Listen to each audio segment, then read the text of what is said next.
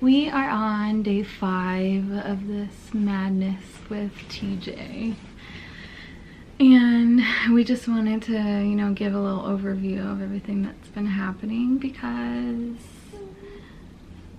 a lot of people have been asking, and we just wanted to show, you know, some of the vlogs that we've done the last few days.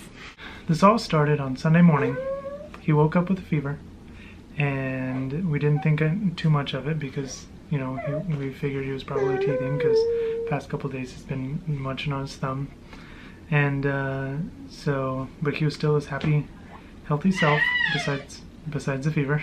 Kim was feeding him breakfast, and then we swapped, and I went to feed him breakfast, and she went to do something else, and I tried to feed him a bite, and he wouldn't take it, and I knew he had just started eating, but are you looking at him? Grab the bear. I know.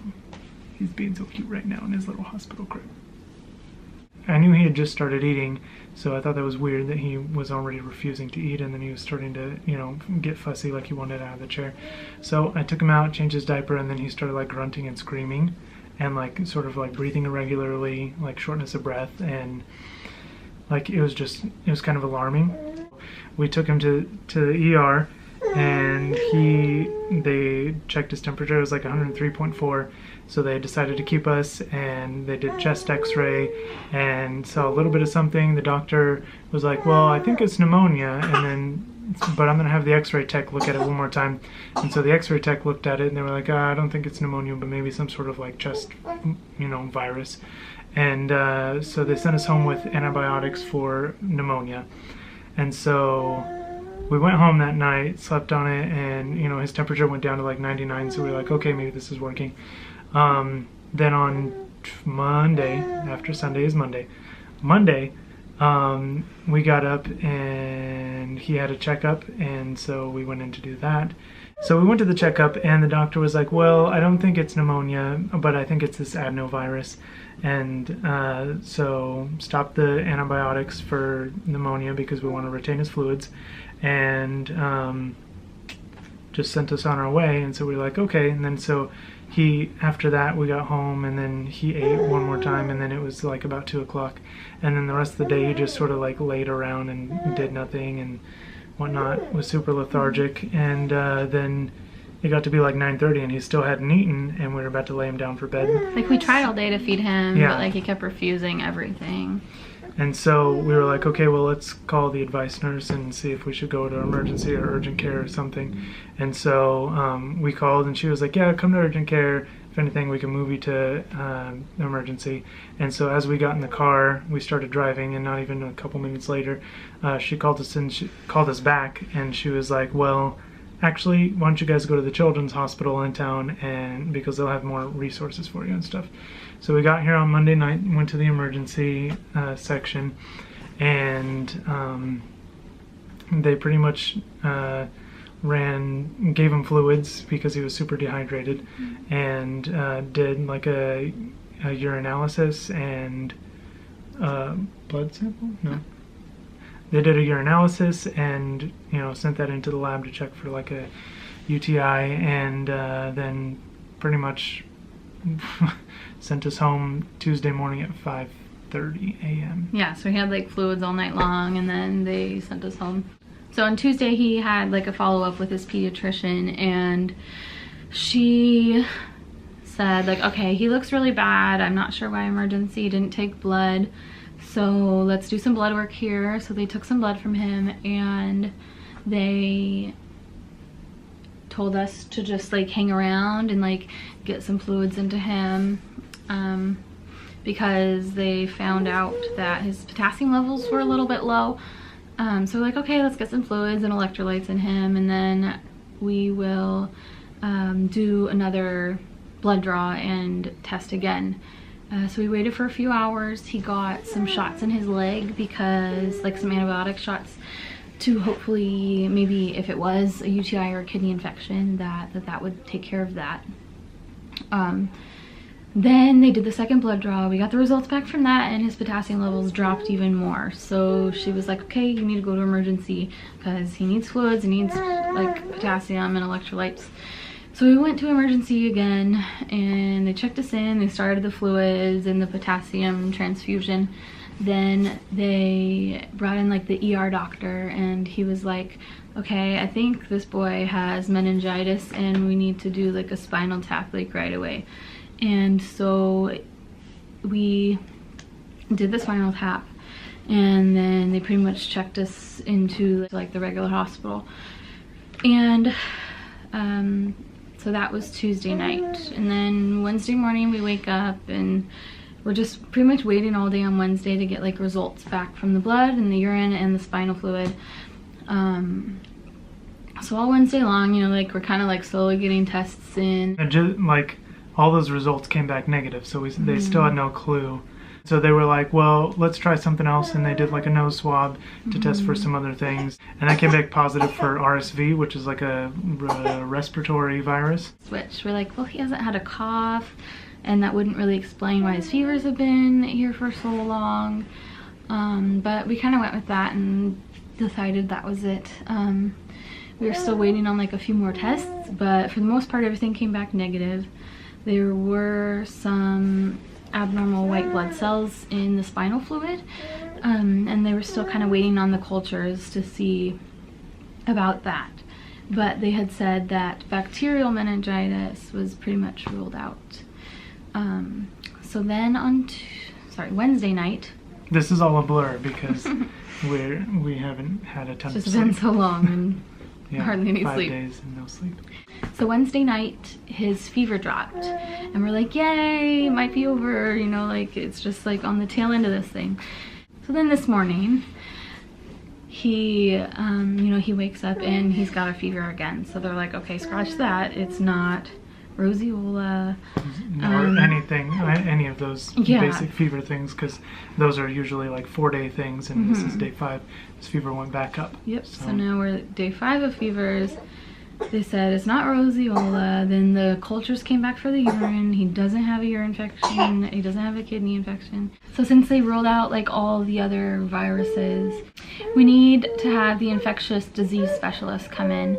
And so she came in and we talked to her, and in the meantime, like the doctors were like, okay, well maybe it's Kawasaki disease. But then when the infectious disease specialist came in, she's like, it's not that. And she really knew what she was talking about, and she thought that, like from the beginning, like of all this, which is what we thought, that he has viral meningitis. So that was her first option. Then her second option was parvovirus, and both of them are kind of the same, around the same things. They would both like explain the abnormal chest x-ray and the abnormal amount of white blood cells that he had in his spinal fluid.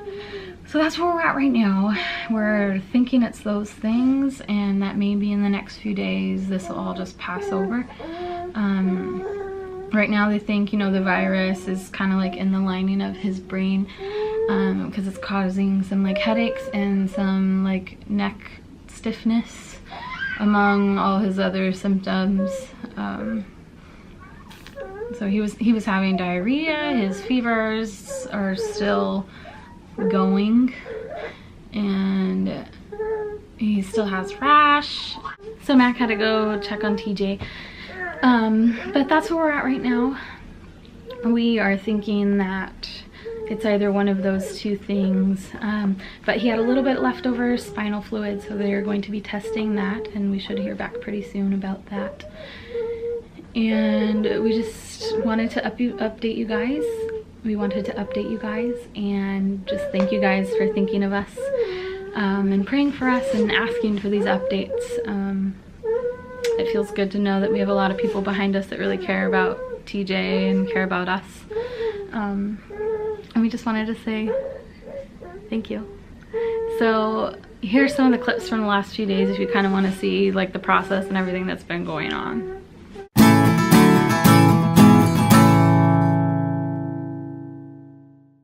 We're at the doctor now doing blood work, and we're waiting on the results to see if we can get some answers. If not, he'll have to be admitted back at the children's hospital today. if things don't look good. So Mac and I got like 2 hours of sleep.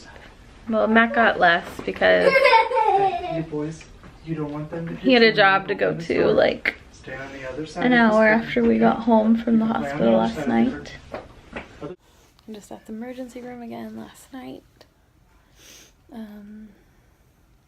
Took him 5 tries to get the IV in. And it just seemed like he screamed all night long until they got it in and he just like passed out. Today he was eating a lot better, but he was still so lethargic and just like moaning like in pain all day long, like non-stop. So they did blood work.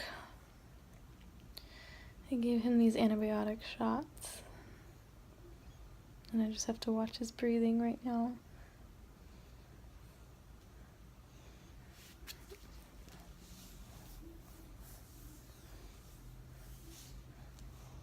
It's so hard to be so tired and so like emotionally drained and just like feel for your baby so much.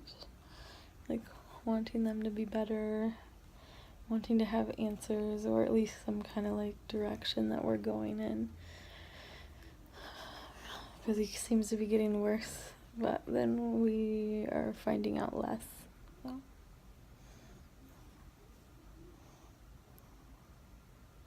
Face each other. Look at Mama. Put your feet together.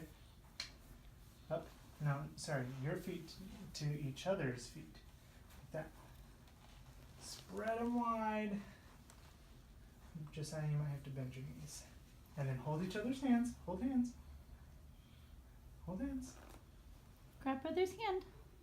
And then you go like you're in a boat. Row, row, row your boat gently down the stream. Merrily, merrily, merrily, merrily. That's so silly. That's what they're doing. So we're still at the doctor.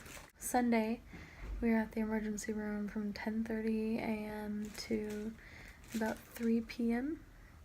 And then last night we were at the emergency room from like 10:30 p.m. to 5:30 a.m.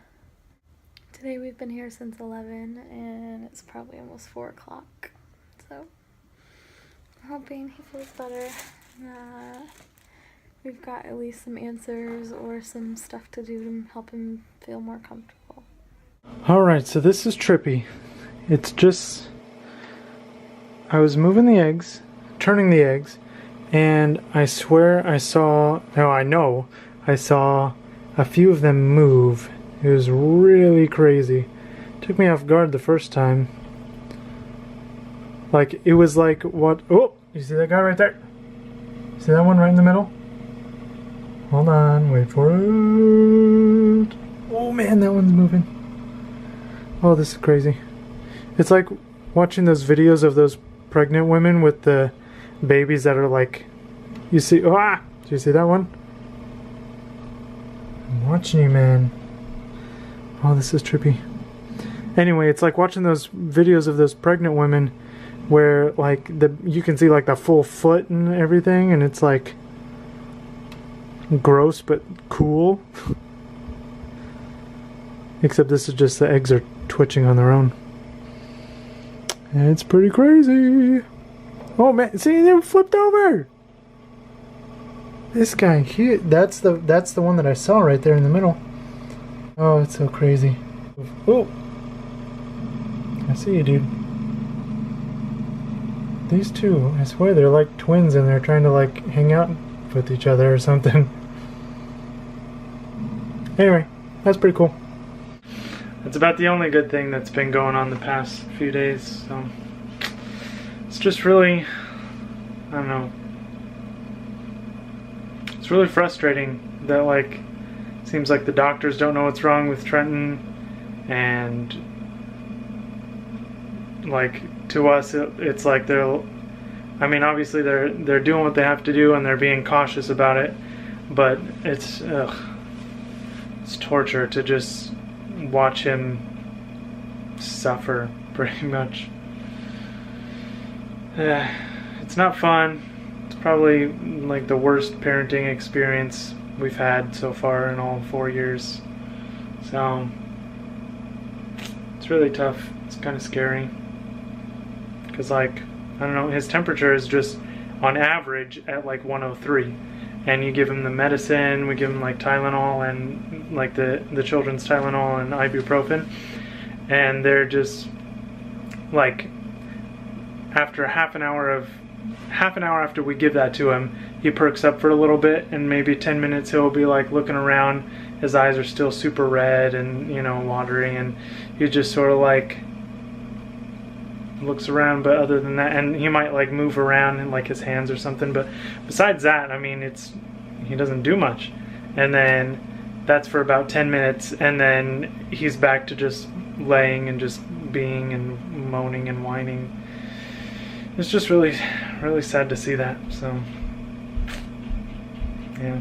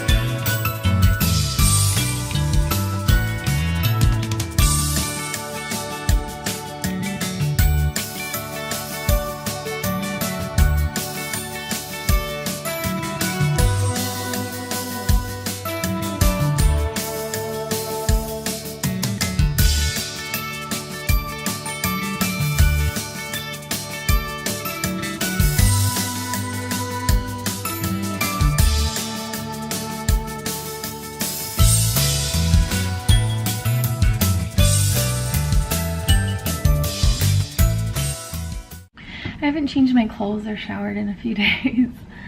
So Mac just left to go home and grab a few things because it looks like we're gonna be here at least another day. We're still waiting on a lot of test results to come back. So today we're kind of playing like a waiting game. He's actually eating pretty well today, which is a good sign. He looks really horrible. He's really swollen, I guess, from all the fluid, and he's very lethargic. So we're hoping we'll finally get some answers today. Right now he's just been sleeping for a long time, and oh my gosh, so like he's just been poked way too many times, especially like now. Anytime someone other than me and Mac like touches him, he just cries. It doesn't matter if they're checking his heartbeat or looking in his ears or whatever. He just screams whenever someone touches him. And it's really heartbreaking. When all this started on Sunday, well, Sunday they didn't do any IVs or anything like that, but Monday, it took them 5 tries to get an IV in, and then on Tuesday it took them 2 tries to take blood. Then he got 2 antibiotic shots, and then it took them another 2 tries to take blood again. And then last night it took them another 5 tries to put an IV in.